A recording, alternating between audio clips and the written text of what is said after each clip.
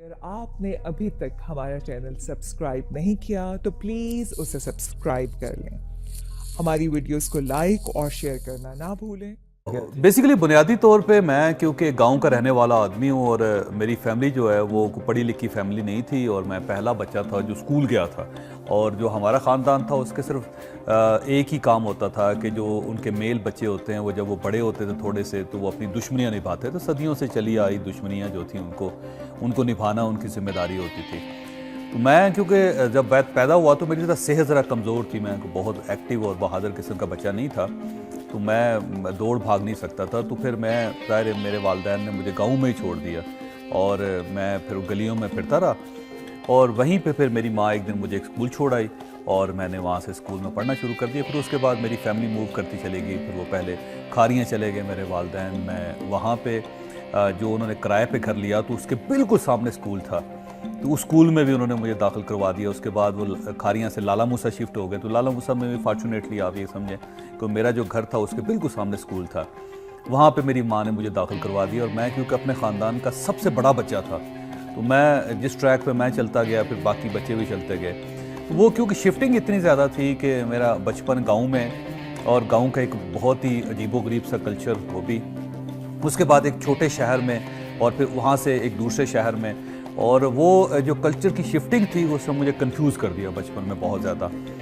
और बदकिस्मती ये थी कि उस वक्त को बहुत अच्छे उस्ताद भी नहीं थे कि मैं आज भी, ये एक मेरी बदकिस्मती है कि मैं अगर किसी उस्ताद का नाम लेना चाहूँ कि उस उस्ताद की बड़ी मेहरबानी थी, तो मुझे बदकिस्मती से कोई उस्ताद जहन में नहीं आता, क्योंकि देहाती माहौल में यही होता है कि टीचर भी उसी तरह होते हैं जिस तरह स्टूडेंट होते हैं। तो मैं स्कूल में चला गया, तो स्कूल में मैं ज़रा बड़ा शाय था, बहुत शर्मीला बच्चा था, मेरे मुंह से आवाज़ नहीं निकलती थी, मैं फेस नहीं कर सकता था चीज़ों को। तो अब जब इस किस्म का एहसास कमतरी होता है किसी बच्चे को, तो उसको फिर स्केप चाहिए होता है कि वो कैसे अपने आप को उस सारी सूरत हाल से निकाल सकता है। दो तीन ही किस्म के स्केप्स होते हैं। कुछ लोग स्कूल से भाग जाते हैं, कुछ लोग जो हैं वो सिगरेट पीना शुरू कर देते हैं बचपन में ही, और कुछ लोग जो होते हैं वो इसके अलावा कोई एक्टिविटी तलाश करते हैं। तो मैं एक तीसरे दर्जे का बच्चा था जो जिसके अंदर इतना बहादुर नहीं था कि वो स्कूल से भाग सके, या इतना बहादुर नहीं था कि मैं सिगरेट शुरू कर सकता, या मैं फिल्में देखना शुरू कर देता, या बच्चों के साथ आवारागर्दी करता। उसके लिए बड़ी बहादुरी चाहिए होती है, तो मेरे अंदर इतनी हिम्मत भी नहीं थी कि मैं वो कर सकता। तो मेरे लिए सबसे बेहतर स्केप यही था कि मैं किताबों की तरफ चला जाऊँ। तो मैंने बच्चों की कहानियाँ पढ़नी शुरू कर दी और वो पढ़ता चला गया। अब मेरे वालिदैन और मेरे चचा जो थे वो सारे ज़ाहिर अनपढ़ थे, उनको ये अंदाज़ा नहीं था, तो किसी ने उनको बता दिया कि ये छोटे साइज़ की जो किताब होती है ये बड़ी वाहियात किस्म की चीज़ होती है और इसका बड़ा नुकसान होता है और बच्चों के अखलाक ख़राब हो जाते हैं। तो मेरे जो बुज़ुर्ग थे उन्होंने फ़ैसला किया कि जो छोटी किताब है वो गलत है और जो बड़ी किताब है A4 साइज़ की जो बड़ी किताब है वो अच्छी किताब है। तो उन्होंने सिर्फ A4 साइज़ की बड़ी किताबें रहने देते थे, छोटी किताबें जो होती थी उसको सुबह उठता तो मैं तो जला देते, तो वो कहते थे ये ख़राब है। पैसों का कोई कमी नहीं थी, पैसा बहुत बेतहाशा था। मेरे वालिद ने बहुत पैसा कमाया ज़िंदगी में, और इतना पैसा हमने बचपन में देखा कि अब जब हम बड़े हुए तो मेरा पूरा ख़ानदान जो है, मेरे तमाम बहन भाई, उसमें किसी शख्स में भी पैसे की हिरस नहीं रही, क्योंकि हमने देखा बचपन में इतना ज़्यादा था। तो किताबें ख़रीदना मेरे लिए कोई मसला नहीं था, लेकिन छोटी किताब का होना जो था वो बड़ा ख़तरनाक होता था, तो वो जला देते थे मेरे चचा। अच्छा, आपको कम उम्री में ऐनक लग गई थी और वो आपने छुपाई भी रखी ये बात, या आपके उसकी वजह ये है खाला साहब कि मैं क्योंकि मुझे किताबें पढ़ने नहीं देते थे घर वाले, वो समझते थे कि स्कूल की किताबें जो है वही सब कुछ है और इसके अलावा जो बाकी जो किताबें हैं वो अच्छी किताबें नहीं हैं, उससे इंसान बद अखलाक हो जाता है और अखलाकियात ख़राब हो जाती हैं। तो जब उन्होंने पाबंदी लगा दी और जलाना शुरू कर दिया, तो फिर मैं इस तरह करता था कि मैं किताब लेता था और रज़ाई लेके, लिहाफ लेके या चादर लेके रात को मैं उसके अंदर घुस जाता था और सारा घर सोया होता था। मैं टॉर्च, एक छोटी टॉर्च मिलती थी उस वक्त, चाइना से आती थी छोटे साइज़ की टॉर्च, तो मैं वो टॉर्च जला के ना लिहाफ के अंदर, तो मैं वो किताब पढ़ता रहता था। तो उससे वो इतना ज़्यादा मैंने पढ़ा बचपन में कि वो मेरी आंखें ख़राब हो गई। आंखें ख़राब हो गई तो जब अब मुझे ब्लैक बोर्ड नज़र नहीं आता था और टीचर से मार खाता था मैं, तो वो जब कंप्लेन की मैंने अपने फैमिली से, तो मेरे ख़ानदान में कोई शख्स ऐसा नहीं था जो ये तस्लीम कर लेता किसी बच्चे की नज़र भी ख़राब हो सकती है। तो उसका नुकसान ये था कि मेरे बुज़ुर्गों ने कहा कि इसको सिर्फ ऐनक लगाने का शौक़ है और इसकी नज़र ख़राब नहीं है, तो मेरे लिए बड़ा मसाइल बढ़ गए। तो फिर मैं लाला मूसा से गुजरात गया खुद अपने तौर पे, वहाँ फिर मैंने अपनी आंखें टेस्ट करवाई तो मेरी -2.5 थी, इतनी नज़र ख़राब थी। तो फिर मैंने वहाँ से ऐनक बनवाई, एक ऐनक बनवा के, अब ऐनक ये होती थी कि मैं उसको अपने ज्योमेट्री बॉक्स में रखता था और जब मैं घर से बाहर निकलता था तो मैं पहन लेता था और जब मैं घर वापस आता था तो उसको दोबारा मैं ज्योमेट्री बॉक्स में रख लेता, छुपा लेता था। मेरे वालिद को आज भी महसूस होता है कि जब भी उनको याद आता है कि वो मैंने 3, 4, 5 साल कितनी अजियत में गुजारे, तो उनको बड़ा महसूस होता है और वो कहते हैं यार मैंने बड़ी ज्यादती की तुम्हारे साथ। अच्छा, FSC में के इम्तिहान में आप फेल हो गए थे, लेकिन इस नाकामी को आपने ज़िंदगी में नाकामी खालिद साहब, मैं सिर्फ एक बार फेल नहीं हुआ, मैं ज़िंदगी में बेशुमार मरतबा फेल हुआ हूँ और कोई ऐसा काम ऐसा नहीं है कि जो मैंने स्टार्ट किया और मैं पहले ही मरतबा ही वो काम कर गया हूँ। तो अगर उस तरह देखा जाए तो कुछ सक्सेस रेट मेरा को बहुत अच्छा नहीं है। मैं हमेशा फेल होता रहता हूँ और फेल होने के बाद दोबारा उसमें लगा रहता हूँ। मेरे बाय नेचर ढीठ आदमी, जिसको कहते हैं ढीठ, के चिपकू हो जाना, किसी एक चीज़ के साथ चिपक जाना। तो बचपन में क्योंकि मुझे कोई गाइड करने वाला नहीं था, उससे नहीं बताया था किसी ने कि कौन से सब्जेक्ट रखने चाहिए, कैरियर काउंसलिंग कोई उस वक्त थी नहीं, फैमिली में भी नहीं थी, स्कूल में भी नहीं थी, कोई दोस्त अहबाब में भी नहीं थी, पूरे शहर में बल्कि कोई कैरियर काउंसलिंग नहीं थी।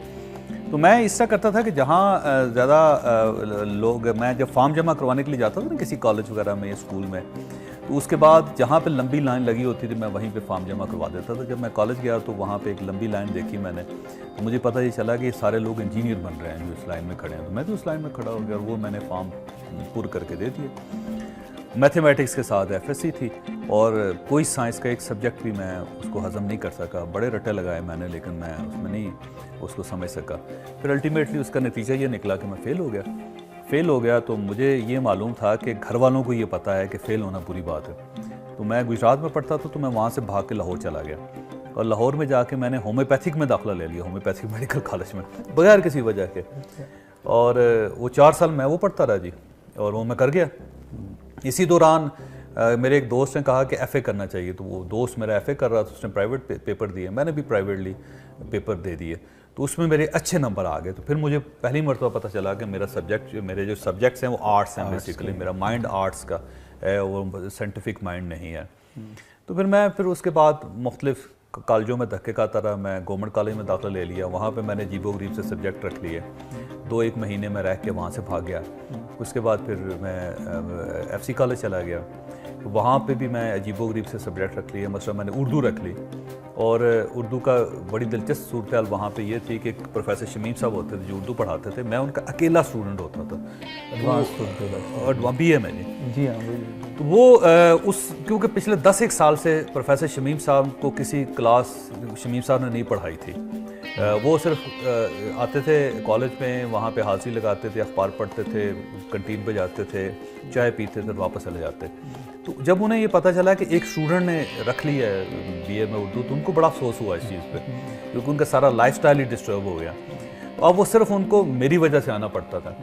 तो जब अब सूरत हाल ये होती थी खालिद साहब कि एक पूरा बहुत बड़ा क्लास है, थिएटर है, और उसके अंदर एक स्टूडेंट बैठा हुआ और एक टीचर बैठा हुआ है।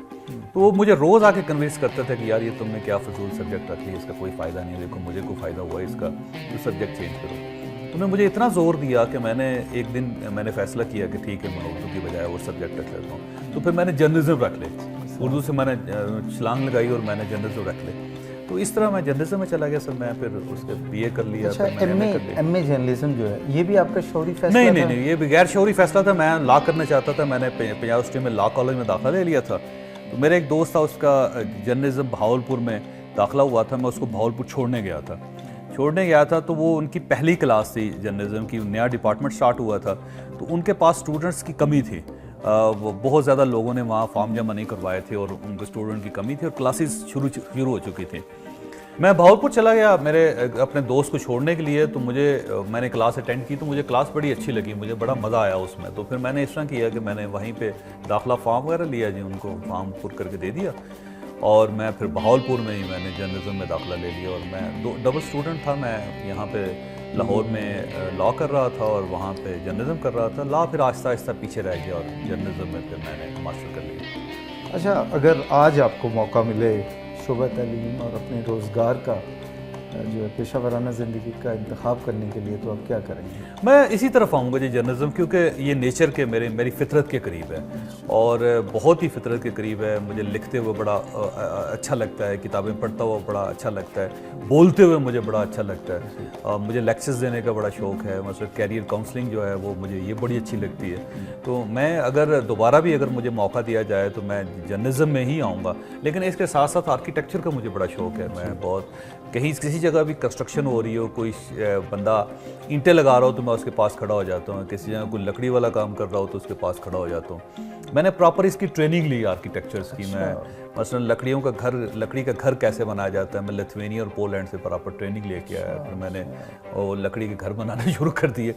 तो मैं दूसरा अगर मुझे मौका मिले तो मैं जर्नलिस्ट बनूंगा, और साथ अगर मुझे कुछ दूसरा अगर बिज़नेस का मौका दिया जाए तो मैं डेफिनेटली कंस्ट्रक्शन की तरफ आऊँगा या आर्किटेक्चर की तरफ आऊँगा। अगर आपने अभी तक हमारा चैनल सब्सक्राइब नहीं किया तो प्लीज़ उसे सब्सक्राइब कर लें।